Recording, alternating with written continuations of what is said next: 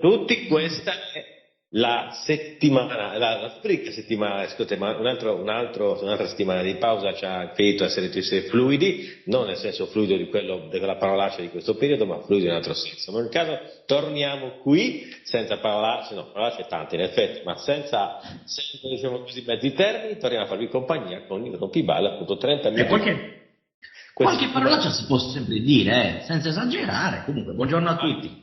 E buongiorno a tutti. Secondo la situazione di parolacce se ne dicono anche di più. Perché se ne lo saltano i nervi, saltano, c'è poco da dire. Ritorna questa rubrica della polemica, dell'opinione, dell'analisi dei fatti locali, nazionali, internazionali, eccetera, eccetera, eccetera. Intercontinentali, E continentali, intercontinentali, intercontinentali anche, così. regionali, comunali, quella roba che capita, insomma.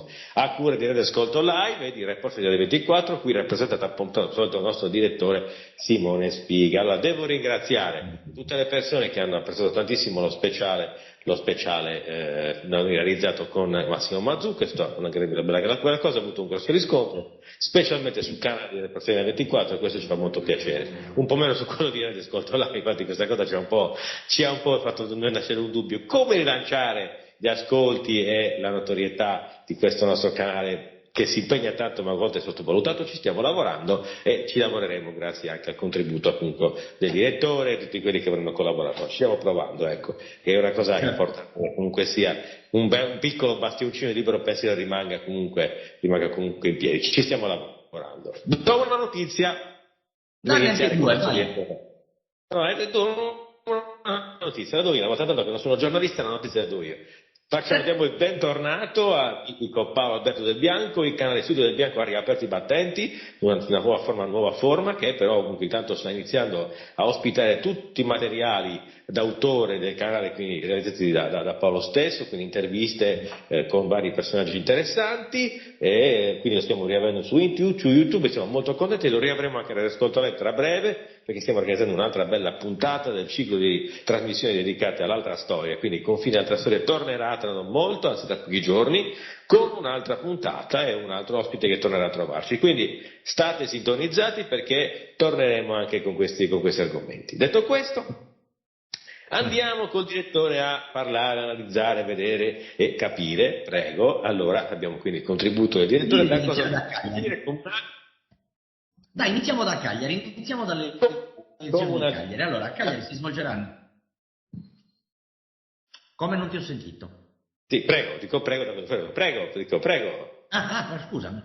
Dicevo. Allora, Cagliari, come altre 3.000 circa amministrazioni comunali, andrà al voto a giugno, l'8 e il 9 giugno, in contemporanea con le elezioni europee, e a Cagliari ci sarà una sfida abbastanza interessante, perché avremo Zedda da una parte e dall'altra, cioè il centrodestra schiera Alessandra Zedda, ex vicepresidente della giunta Solinas, ex assessore regionale, insomma esponente di spicco di Forza Italia, oggi vicina alla Lega, e dall'altra parte schiera Massimo Zedda, ex sindaco di Cagliari, ex candidato alla presidenza della regione quando fu sconfitto proprio da Solinas, e quindi insomma è una bella sfida. Oltre a loro ci saranno altri candidati in campo, ricordiamo Giuseppe Farris, che si presenta con una lista civica ma è un esponente storico di Forza Italia, della corrente vicina a Salvatore Ciccu, e mentre ci sarà ancora Claudia Ortu, che è la candidata dell'area, diciamo, per semplificare, l'area dell'estrema sinistra, ex Rifondazione Comunista Potere al Popolo, con una lista civica anche lei, e poi ci sarà Emanuela Corda, che è la presidente nazionale dell'Associazione Alternativa, che si presenta a Cagliari con la sua lista alternativa. Ricordiamo che l'Alternativa era quel movimento nato dalla scissione del Movimento 5 Stelle quando nel periodo Covid vi fu la dittatura che ci impose l'obbligo vaccinale, tutte quelle cose lì. E Manuela Corda è candidata a sindaco a Cagliari con questa lista qua. Insomma, questa è un po' la situazione. Tra le altre cose, proprio nei momenti in cui stiamo pubblicando diciamo, la puntata, cioè oggi venerdì 17 alle ore 17, ci sarà alle 17:30, quindi fra mezz'ora, Ugo Mattei a Cagliari, in piazza Garibaldi, che presenterà la lista di Insieme a Manuela Corda. Quindi insomma sarà anche un'occasione interessante, ve lo dico subito. Ovviamente nelle prossime ore su Report Sardegna 24 ci sarà anche un'intervista video con Mattei, dove parleremo sia di quelli che sono stati questi ultimi 3 anni di delirio imposto, e sia ovviamente di altri temi come quello della guerra in Ucraina, del genocidio in atto in Palestina e quant'altro. Quindi insomma interessante per capire quello che sta avvenendo nel mondo, in Sardegna e ovviamente a livello nazionale anche con Ugo Mattei. Certamente, Giusto per certamente. dirti, Certamente. Sì, se non ricordo male, sì, dovrebbe essere comunque sia così, anzi sarà così, il giorno delle comunali coinciderà sarà un election day, saranno anche le elezioni europee, quindi sì. saranno anche le votazioni per le elezioni europee. Tutte le tornate elettorali concentrate in un'unica giornata. Ora, Giovanni In 2 ricorderà, giornate si sì, vota l'8 2 e il giornate, 9. 2 giornate, sì, 2 giornate. ok. E si voterà praticamente in tutta Europa. In tutta Europa il sistema è il sistema proporzionale. Questo è l'aspetto forse più interessante. Io sono sempre stato un proporzionalista, quindi ritengo che sia la legge elettorale migliore, cioè quella dove tu voti identitariamente il tuo partito, non una coalizione di gente che è attaccata a sputo, come succede molto spesso sia nel centro-destra che nel centro-sinistra. Voti il partito che ti Benissimo. rappresenta di più, quale sia, ognuno ha il suo, però l'importante è quello. E io da questo punto di vista sono sempre stato proporzionalista, rimango proporzionalista e credo che morirò proporzionalista. Benissimo, quindi così non si può, diciamo che non ci si può lamentare, ecco, assolutamente No. sì. No. E tra le Quindi, altre cose, però in sì, queste elezioni manca per chi magari in questi anni ha subito gli obblighi vari di varia natura, purtroppo non ci sono in campo proprio quei movimenti che rappresentano in maniera molto seria questa battaglia qua, tanto perché perché. Democrazia Sovrana e Popolare è riuscita a raccogliere le firme solo nel centro Italia, quindi è presente solo nel centro Italia. Quindi le regioni, per intenderci, sono Toscana, Lazio, Umbria, Abruzzo e credo anche le Marche.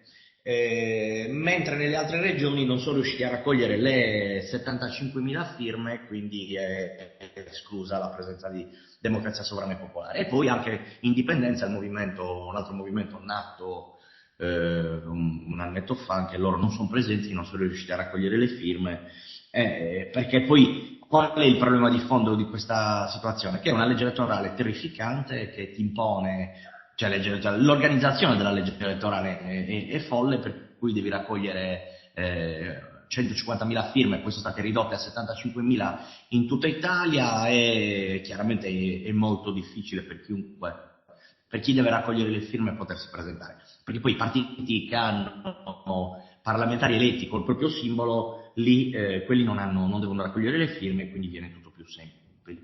È un modo per escludere le nuove forze politiche o chi comunque non è riuscito in precedenza a eleggere dei propri rappresentanti alla Camera o al Senato della Repubblica.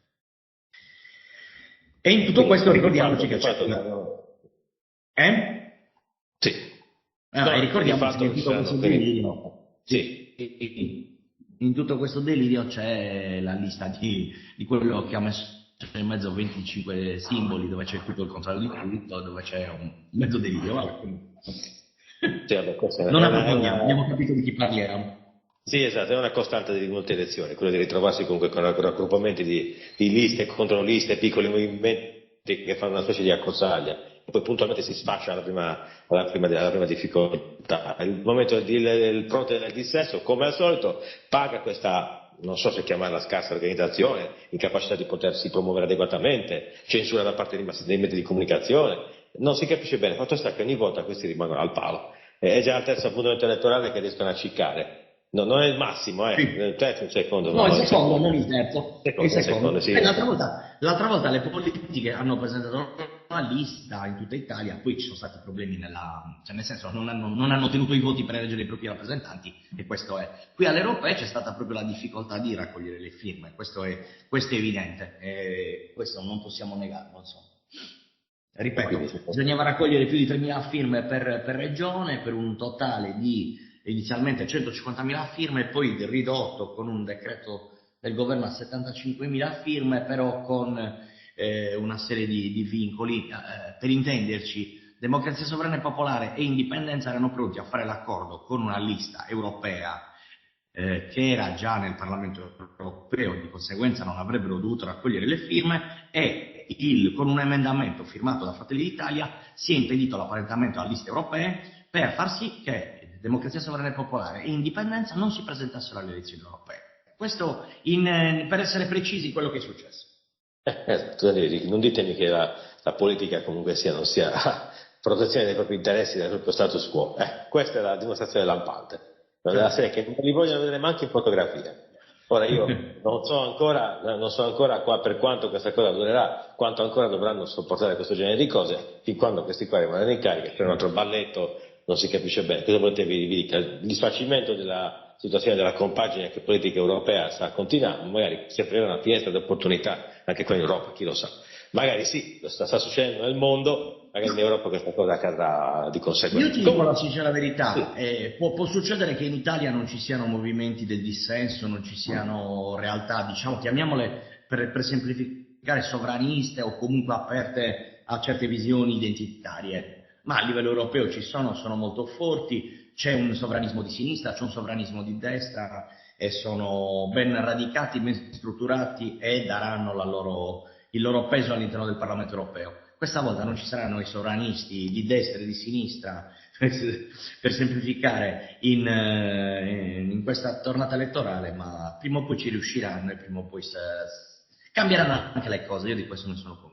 Ah beh, che cambiano le cose sicuramente. Io penso che E poi c'è da cambieranno dire cose. una cosa che è Sì, importante. Io, ad sì. esempio, che sono uno di quelli che dice superiamo i dogmi, superiamo le vecchie ideologie, vedere Marco Rizzo insieme a Gianni Alemanno a fare un comizio insieme a Modena per le elezioni comunali di Modena per eleggere sindaco il fratello intelligente dei Giovanardi mi fa felice, insomma, vedere uno che proviene dal Partito Comunista e uno che proviene dal Movimento Sociale insieme nello stesso palco, ti devo dire, è una bella emozione. Assolutamente sì, dà fiducia perché significa che finalmente qualcuno si sta svegliando, sta iniziando ad andare verso un programma politico comune al di là delle ideologie. Quello che temo io è che comunque sia queste cose potrebbero subire delle infiltrazioni, venire sviate, ascoltate in qualche modo, perché è sempre un lavoro, diciamo così, di intelligence avverso che viene fatto puntualmente per cercare di depotenziare, disattivare i movimenti potenzialmente ostili allo status quo. Viene da sé che però la situazione che c'è in questo momento di l'augurio del diritto occidentale da parte, diciamo, di un'altra parte del mondo che si è rotta le palle, sta cambiando strada, potrebbe aprire una finestra di opportunità qui in Italia che dovremmo utilizzare, di cui dovremmo approfittare. Certo. E succederà, abbiamo avuto diverse finestre di opportunità, se ne creerà un'altra, quindi perché no? Cerchiamo di non perdere anche quest'altro treno, perché se no qua... Vabbè, ormai questo è andato, però avremo modo, ripeto, io sono sempre fiducioso, secondo me ci sono tutte le condizioni, ci vuole un po' di tempo.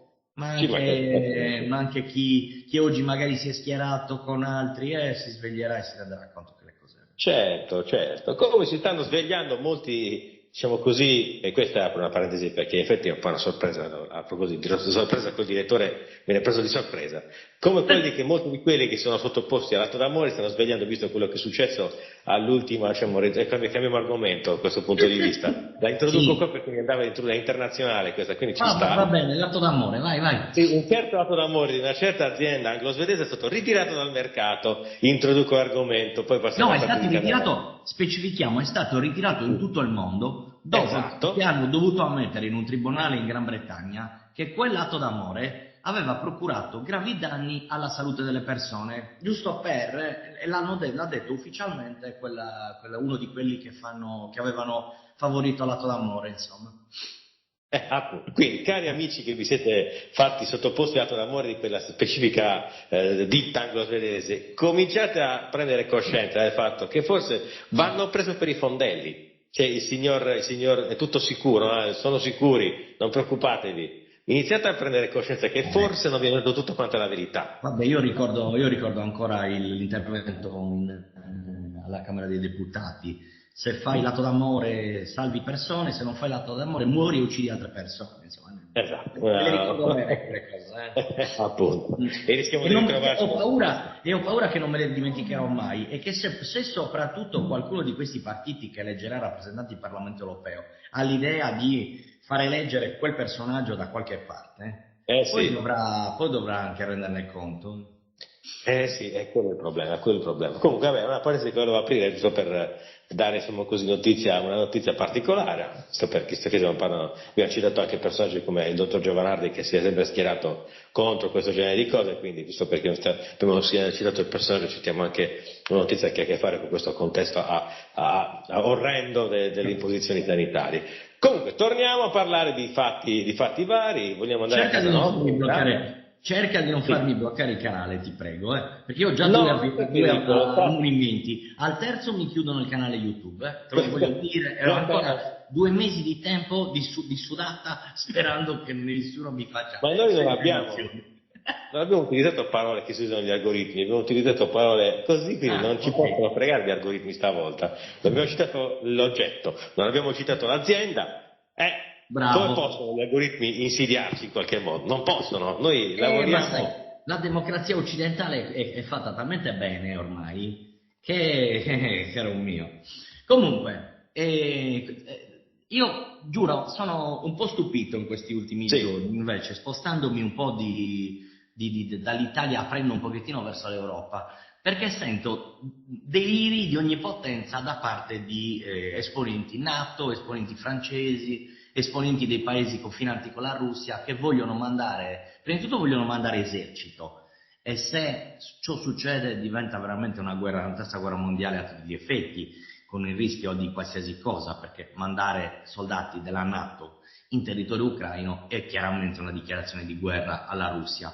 E poi io ricordo ancora che non più tardi di 3 mesi fa, tu te lo ricordi che avevamo Stoltenberg che diceva: dai ragazzi, la guerra è fatta, abbiamo vinto, abbiamo sì, conquistato 1 chilometro sì. quadrato, ed erano felici. Diciamo che negli ultimi settimane il conflitto si è spostato un attimino e il prossimo obiettivo per la Russia è la liberazione di Kharkiv. Parlo di liberazione in maniera molto precisa, siccome la stampa italiana parla di occupazione, parla di cose, si chiama liberazione, perché a Kharkiv la maggior parte della popolazione è russofona e non vede l'ora di essere liberata e che finisca sotto il governo di Vladimir Putin e della Russia, giusto per aprire e chiudere una parentesi importante. Beh, allora, a parte il fatto che si chiamerebbe Kharkov, non Kharkiv, No, visto che certo, sì, vabbè, io la la italianizzo. nomenclatura russa, esatto, Kharkov, quindi è la nomenclatura Ed è il russa. nome russo, tra le altre cose è il nome russo della città, anche questo fa Appunto, ridere, no? Kharkov, perché la storia ci ha consegnato Kharkov come la località più famosa della campagna di Russia durante la seconda guerra mondiale, quindi una Certo. località assolutamente celebre, tristemente celebre per quanto riguarda la seconda guerra mondiale, per cui Kharkov è e Kharkov rimane, poi la possono chiamare Kharkiv perché Sì, vogliono. no, io la chiamo Kharkiv perché è più, cioè, la conoscono tutti così, almeno, quindi la chiamo in quel modo, però hai pienamente ragione che si chiama Kharkov. Ma vedi, veramente era celebre come Kharkov fin quando hanno iniziato con questa menata gigantesca della salvaguardia dell'uso della lingua ucraina a tutti i costi per cercare di differenziarsi dai russi. Ma ragazzi, cioè, è inutile che rompiate tanto l'anima, comunque anche quella è Russia. Non ci potete, anche se vabbè, Ucraina, politicamente, quello che volete, culturalmente, storicamente, quello che Russia. volete, Ucraina è Russia, ma non perché deve essere proprietà della Russia o annessa alla Russia, ma culturalmente, eticamente, tutto il resto è Russia. Quindi sono soltanto elementi di propaganda che ci spingono a fare queste differenze che non servirebbero a nulla.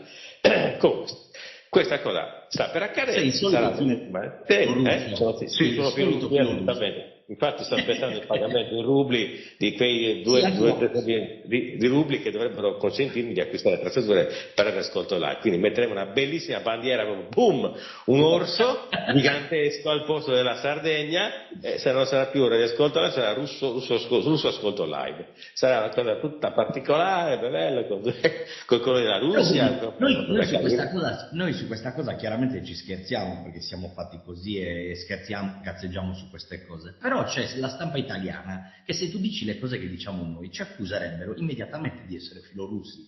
E questo è il delirio di questa nazione allo sbando, che non si possono dare opinioni diverse da quelle che raccontano questi cialtroni che raccontano balle quotidianamente, e perché se racconti cose vere diventi automaticamente un filo russo.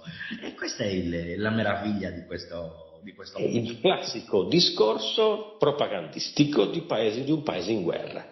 Noi siamo in guerra, anche se non ce lo vogliono dire apertamente. Allora, se non fossimo in guerra, non dobbiamo fare neanche un discorso propagandistico. E invece facciamo un discorso che è tale e quale quello che si fa in una nazione che sta sfruttando la propaganda per fini bellici. Quindi, dove sta l'ipocrisia? Esattamente qui. Quindi allora, smettiamo di essere ipocriti, diciamoci chiaramente che uno ha dichiarato indirettamente guerra alla Russia fornendo armi e così siamo tutti sereni. Si fa propaganda e vabbè, la propaganda fa parte di una condotta bellica.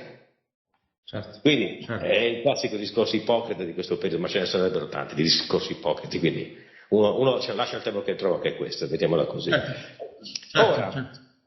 io stavo anche riflettendo sul fatto che c'è stato questo famoso annuncio della Francia, battagliera come non mai, dell'invio di questi 100, 100 ne ho già mandati. Si tratta più che altro di Sì, soldati della legione straniera, mandano sempre i legionari quando si tratta di fare le guerre sporche, infatti questa è una guerra sporca, tanto per certo. cambiare, quindi hanno mandato la legione straniera e ne vorrebbero mandare altri. E poi Sì, però io minacciano di qui, mandare... Sì, su questo, sì, prego, scusami se apro una parentesi, prego. ma siccome noi sappiamo già di quadri militari occidentali morti in bombardamenti russi, soprattutto nel territorio prima di Zaporizhia e poi anche in altre zone, quindi noi sappiamo già che di fatto eserciti, diciamo quadri, definiamoli così, alti comandanti occidentali sono in territorio ucraino che stanno di fatto combattendo a fianco all'esercito ucraino. Quindi questo, togliamocela questa questione, già è così, lo sappiamo, non sappiamo quanti ce ne siano, ma sappiamo che ci sono. Quindi voglio dire, da questo punto di vista io non vedo neanche tanto la polemica, no? Ci siamo già. Siamo dentro questo conflitto anche da questo punto di vista. Oltre all'invio di armi abbiamo sicuramente degli strateghi militari che sono in territorio che stanno aiutando in maniera diretta e indiretta le bande di varia natura, nazistoidi e quant'altro ucraine dell'amico Sniff Sniff a ammazzare i civili, perché poi qual è il discorso? Noi ci stiamo dimenticando una cosa, che mentre la Russia strategicamente sta bombardando principalmente o aree militari o aree, diciamo, di strategia importante dal punto di vista energetico, cioè centrali idroelettriche e quant'altro, dall'altra parte l'Ucraina sta bombardando nei territori di Belgorod, quindi territori russi al confine con l'Ucraina, ammazzando civili. Eh Perché sì, questa è la differenza sostanziale di cui non si parla. Cioè, da una parte c'è un legittimo, una legittima riconquista di territori storicamente russi attraverso una guerra, perché è una guerra e nessuno la discute, ma è una guerra, e che ha i suoi aspetti negativi e positivi. Dall'altra parte c'è una rappresaglia di tipo terroristico da parte dell'Ucraina con azioni di ogni tipo che sono al di fuori totalmente del diritto internazionale e del diritto alla guerra. Questo va detto, eh. beh, in questo momento la guerra, la condotta bellica comunque degli stati dell'Ucraina per procura della NATO e degli altri stati occidentali, Certo, tu non hai niente a che fare con il diritto e con la legislazione di guerra, ammesso che in guerra ci siano delle leggi. Fondamentalmente è una guerra di certo. sopraffazione, è, diciamo così, uno dei punti mirantoli del tentativo diciamo, di questo sistema liberal oppressivo che cerca di opporsi col pensiero unico alla guerra e agli affari. Quindi fondamentalmente è un tentativo disperato di arrestare un declino che ormai è inarrestabile. Quindi non ho Ecco, messo a la proposito di guerra. declini, Sì, sì, sì, no, finisci, scusami. no. No, il ragionamento è molto semplice, per cui adesso hanno gettato la maschera tutti quanti e l'obiettivo è, senza quartiere la guerra, è il tentativo di vincere a tutti i costi, ma ovviamente la sconfitta è sempre più palese, quindi più si avvicina alla sconfitta, più questi insistono con la ferocia e con ogni tipo di depravazione dal punto di vista più geopolitico. Direi che è uno scenario satanico, se potessimo utilizzare un termine mistico da un certo punto di vista, mistico religioso, ecco. Poi non hanno più nessun ritengo, nessun Invece, limite. Sì. a proposito di prese per il culo che la Russia fa nei confronti dell'Occidente, è meravigliosa la mostra che è stata fatta proprio in piazza Mosca, nelle piazze principali di Mosca, dove hanno Sì, posizionato dei mezzi sequestrati o comunque è vero. presi dopo degli scontri, mezzi militari occidentali, c'erano dai carri armati inglesi, mezzi italiani e quant'altro. Meraviglioso come ci stanno prendendo per il culo anche da questo punto di vista. Sì, ma infatti la cosa divertente è che se uno volesse, se avesse la passione del modellismo e volesse fare documentazione sui mezzi di corrente occidentali, basta andare a Mosca e si fa un sacco di fotografie su Leopard 2, Leopard 1, Bradley, non so se ci sono anche dei Challenger, mezzi corazzati vari eventuali pezzi di artiglieria occidentali, potresti fare tutta la documentazione che vuoi, anche magari di mezzi corazzati che sono magari in parte anche segreti come tecnologie, come apparati, per cui ti potessi fare una cultura andando semplicemente in Russia e fare qualche fotografia spettacolare, no? Per cui cari modellisti che siete all'ascolto, approfittatene, prego. Sì, chi ha possibilità va a fare un Sì, giro. sì, sì. Invece, a proposito di cose particolari, di come parliamo sempre del declino dell'Occidente, c'è un'altra parte del mondo dove sta avvenendo questo. E la stampa italiana non ne sta parlando, ovviamente, perché prima di tutto perché è molto lontano da noi, parliamo del Pacifico, del sud del Pacifico, e sto parlando della Nuova Caledonia. La Nuova Caledonia è un territorio francese, ancora oggi francese, c'è una colonia francese, dove i popoli locali da 3 giorni si stanno ribellando al governo francese, il quale sta cercando di fare, dopo aver rinviato le elezioni più volte, sta cercando di far fare le elezioni autorizzando il diritto di voto anche ai francesi che hanno mandato lì negli ultimi anni e che di fatto è un'altra forma di colonialismo anche quella. E ci sono da 3 giorni rivolte nella Nuova Caledonia, ci sono stati anche già dei morti, si parla di una decina di morti, ed è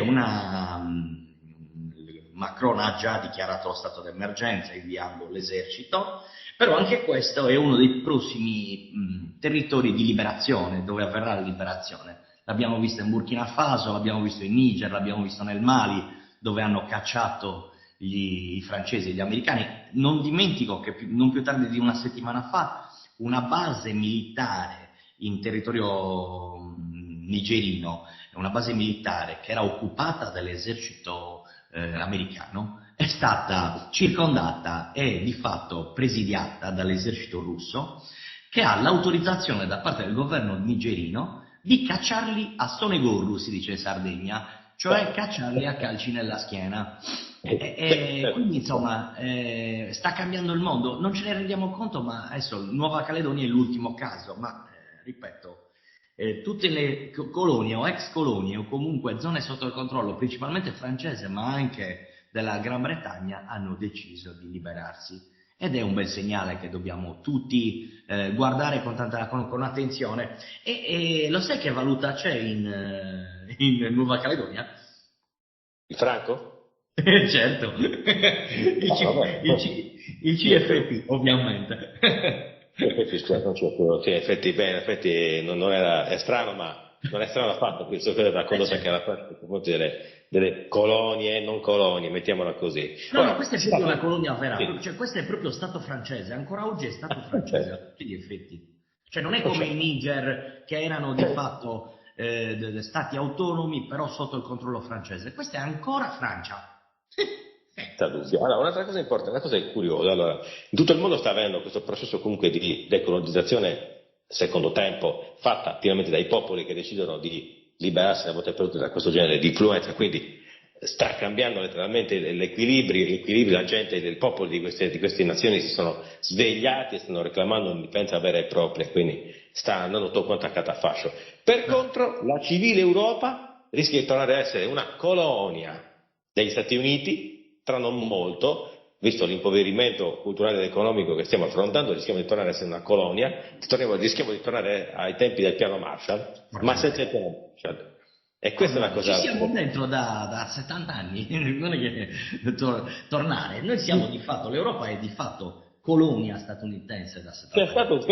C'è stato un periodo in cui eravamo molto più dinamici e molto più intenzionati a renderci indipendenti, comunque c'era una cultura molto più forte. quindi non è sempre stato così. Sì, Sì, vabbè, in Italia avevamo una classe dirigente che erano dei ladri, ma dal punto di vista della politica estera avevano una visione molto più chiara di questi qua, senza ombra di esattamente, sì, dubbio. quindi il discorso, forse erano meglio i ladri, Sì. preferivano a questo punto i ladri, Ma rubavano moltissimo. anche perché questa cosa poi non la diciamo mai, ma i governi democristiani, i governi democristiani allargati, sia nella fase con i socialisti, sia quella con repubblicani e liberali, erano comunque governi filo-arabi. Cioè noi avevamo dei rapporti spettacolari con il Libano, con la Siria, con la Palestina e quant'altro. Con l'avvento della cosiddetta Seconda Repubblica, con Berlusconi da una parte e diciamo i DS di allora dall'altra, siamo diventati delle colonie vergognose di Israele e degli Stati Uniti d'America. Cioè da quel punto di vista io non dimenticherò mai Bettino Craxi, la vicenda di Sigonella. È una vicenda che dobbiamo ogni tanto ricordare perché quei governi, che erano fatti da ladri, ribadisco, però erano fatti da gente con una qualità politica che oggi non ce la sogniamo, non esiste Senza più. dubbio. Ma persino Berlusconi è riuscito ad avere buoni rapporti con una parte del mondo arabo, pensiamo a Gheddafi, per esempio. Sì, Gheddafi, vabbè, sì, però poi quando sì, i francesi gli hanno detto dobbiamo sì, bombardare perché ci sta fate rompendo le pure, balle prego, per i esatto. nostri pozzi petroliferi, il Berlusconi si è inginocchiato e ha accettato il silenzio e il bombardamento della Libia e Senza l'uccisione dubbio. di Muammar Gheddafi, che era un grande leader politico africano, Beh, veramente un sicuramente grandissimo leader politico. assolutamente sì, assolutamente molti dichiarato un dittatore, certo la Libia non era proprio un paradiso per quanto riguarda la democrazia parlamentare, tuttavia era un paese in grande situazione, un benessere importante, una specie di esempio per tutto quanto il continente africano e soprattutto che stava cercando di creare una moneta unica africana che Certo. avrebbe dovuto contrastare l'egemonia del dollaro e forse lì è stata la No, bomba. no, attento, non tanto l'egemonia del dollaro, quanto l'egemonia della moneta francese, perché il vero problema è stato il rapporto, sia quello ovviamente dei pozzi petroliferi in territorio libico da una parte, ma Muammar Gheddafi nel libro verde lo scrive in maniera precisa, quel libro è veramente un manifesto molto interessante, perché quello era un socialismo nazionale di grande Sì, vero. evoluzione, di grande visione. Loro volevano superare la moneta francese, che era quella che di fatto colonizzava metà Africa, per una moneta unica africana che avrebbe di fatto creato un grosso problema economico per i paesi occidentali, È Francia vero. in primis e Stati Uniti dall'altro. Quindi, Benissimo, è vero, in effetti l'uso del dollaro in Africa era sicuramente molto minore in quel periodo rispetto a certo, quello del franco coloniale, quindi in effetti è vero, quindi sono la mia papera geopolitica. Comunque, va bene, non c'è niente. andiamo verso la chiusura, prima volevo citare Sì, un fatto di cronaca italiana, allora, il pestaggio ai danni di Cefrubio lo vogliamo allora commentare, sì, allora, l'ennesimo episodio di intolleranza, sì, nell'esprimere totale solidarietà a Chef Rubio dico che ovviamente finché l'inchiesta non porterà a delle soluzioni ho paura che non arriverà mai, però Rubio è stato pestato malamente, sappiamo perché l'ha fermato lui che erano una banda di sionisti, siccome a Roma è molto forte la presenza della comunità, di quella comunità e di quei gruppi soprattutto radicali, più radicali e quindi ti dico massima solidarietà a Chef Rubio da parte mia, da parte di tutti. Io già la sera stessa sul giornale ho pubblicato subito la notizia appena ho visto il video, mi sembrava opportuno esprimergli vicinanza in qualche modo. certo. Non conviene in Italia, non conviene essere due cose, personal trainer e cuochi con delle idee politiche particolari. E anche i personal trainer se la passano benissimo, vedi il caso in cui pare coinvolto Fedez, Sì, sì, sì, sì.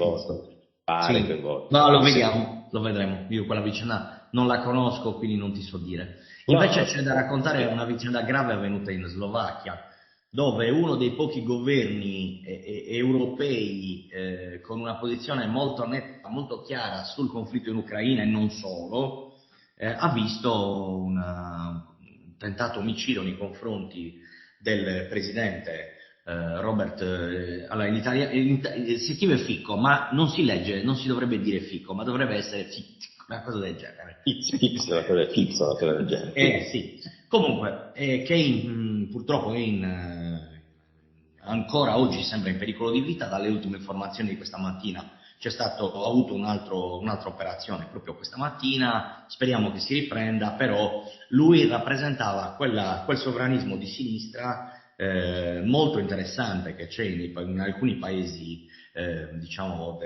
dell'area orientale dell'Europa, come in Serbia, insomma, e quindi massima solidarietà, massima attenzione, perché queste cose sono ovviamente molto, molto gravi, e devo dirti, come al solito, la stampa occidentale ha subito tentato di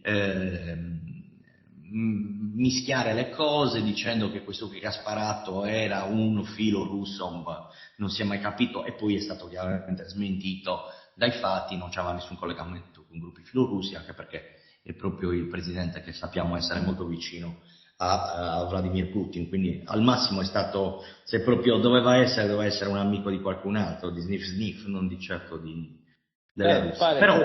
Pare fosse una specie di pacifista, ex militare, avente dei gruppi particolari, un personaggio particolare, ecco. Infatti non è chiara ancora la situazione, non è minimamente chiara la situazione, dobbiamo aspettare per capire che cosa c'è dietro.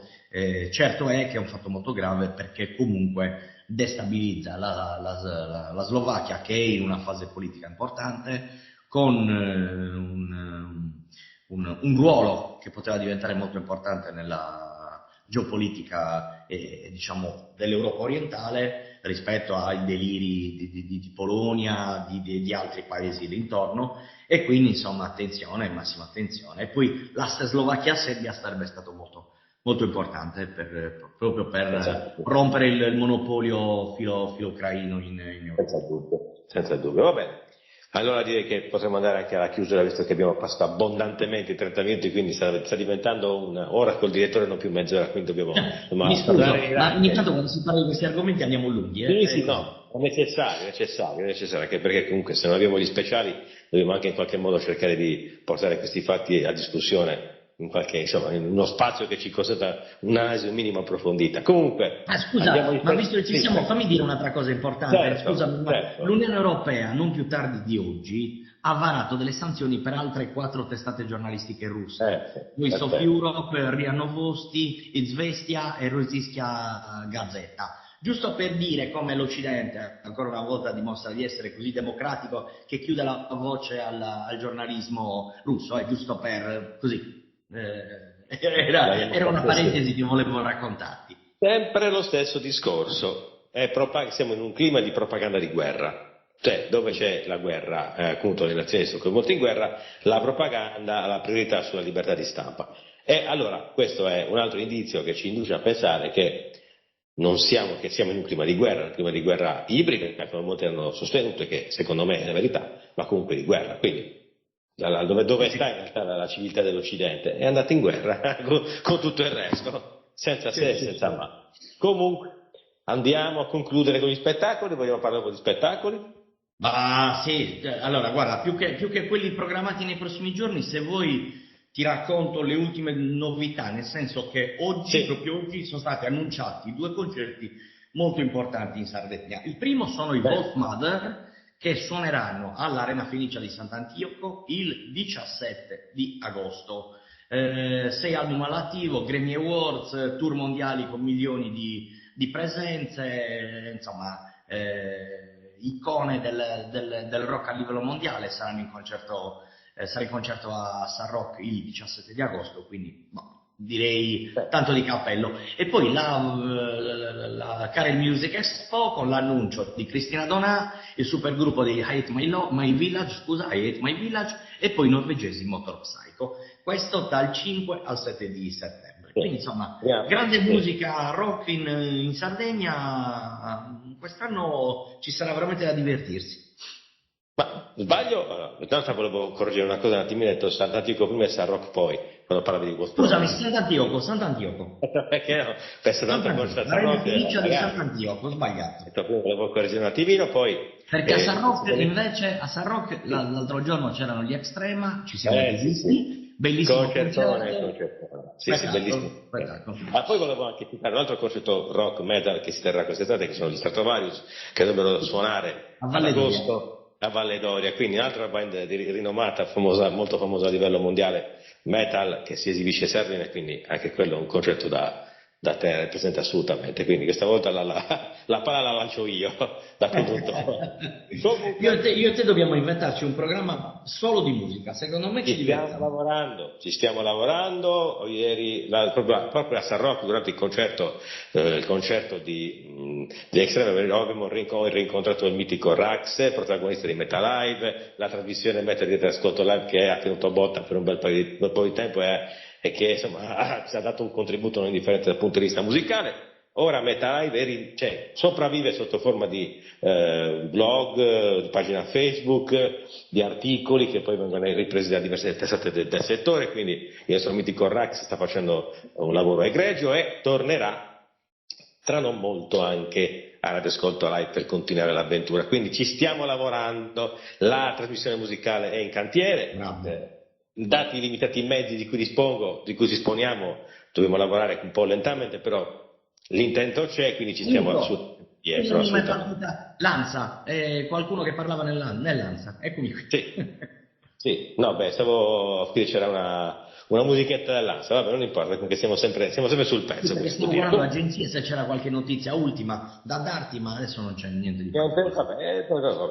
Arriveranno sicuramente comunque Report 24 che è sempre sul pezzo, ci darà sempre le notizie continuamente in aggiornamento, quindi seguite Report 24, il giornale online e il canale YouTube, sperando che non lo chiudano, Report Italia 24, e comunque seguite Radio Ascolto Live, fateci questa gentilezza, crescete un attimino, dateci una piccola soddisfazione, iscrivetevi al canale, attivate le notifiche, stiamo continuando a produrre contenuti, avremo altri contenuti interessanti tra non molto, altri speciali, altre trasmissioni tematiche, certo compatibilmente con i nostri mezzi che non sono enormi, ma continuiamo comunque a produrre contenuti e lo facciamo per voi che ci seguite. Grazie ancora a tutti, questa comunque i 30 minuti con il direttore che non mancano quasi mai, grazie mille a Simone Spiga, il direttore, io continuo a lavorare per quanto posso, quindi questa è la nostra pagina. Un abbraccio a tutti. Esatto, un saluto a tutti e alla prossima puntata. Ciao.